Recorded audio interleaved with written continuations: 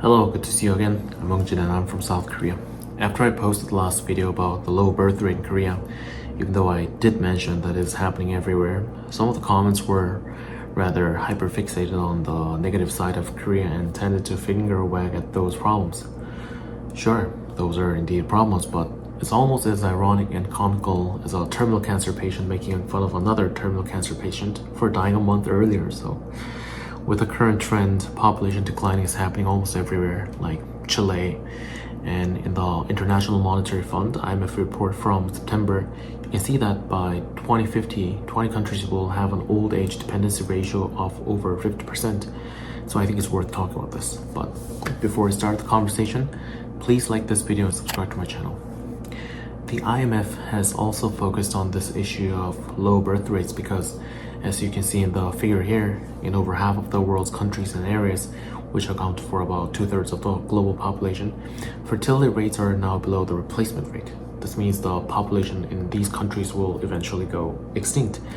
This means not just population shrinkage and decline, but a massive transition in the demographic structure. First of all, the proportion of the working age population will be smaller, which will diminish economic productivity. And second, the proportion of social support beneficiaries who are over 65 will increase, and this will be a burden on public finances due to pensions and healthcare. The IMF projects that by 2050, the number of people aged 65 and older will double, and it will make population pyramids increasingly top-heavy.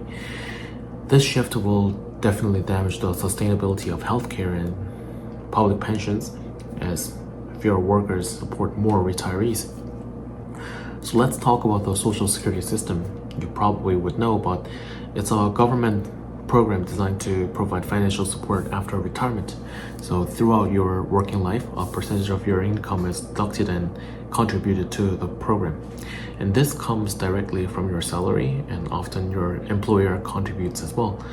When you retire, the system pays you back a proportion of your previous income as retirement benefits. That means you're funding the program while you work and receiving the benefits when you stop, and it will allow you to maintain part of your standard of living in retirement. Right now, you're essentially paying for the current retirees, and when it's your turn, the next generation will be paying for your benefits. But in Korea, the problem is that as the population ages, the Social Security Fund will eventually peak and then start to decline. Projections suggest it could go bankrupt by the mid-2050s, and this shows that the current system isn't sustainable, and future generations might not receive the benefits that they've paid into simply because there won't be enough people contributing. That's why the Korean government has proposed reforms to fix it. Right now, people contribute 9% of their income, and their income replacement rate is 42%. This has been in place since 1998, but the contribution rate has been low for a long time because back when it was designed, the population was younger and healthier. But the system is projected to go bankrupt by 2055, so the first proposal suggested increasing the contribution rate to 13%, which would increase the income replacement rate to 50%. The second option was to raise the contribution rate to 12% but lower the replacement to 40%.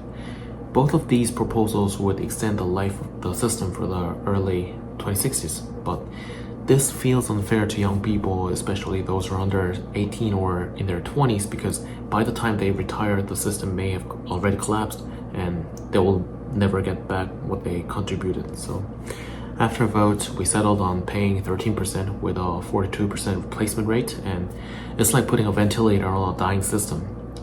Personally, this might sound a bit selfish, but I think we could have implemented a progressive contribution system where people in their 40s and 50s contribute more, since they will benefit sooner, while the future generation remain uncertain. Anyways, this is the direction we're heading, and similar trends can be seen in other countries with regard to pension reform, because the total fertility rate is a significant factor for social security system, and it's been below the replacement level everywhere. Anyway, I hope you liked this video, and please subscribe to my channel if you enjoyed it. See you next time. Bye bye.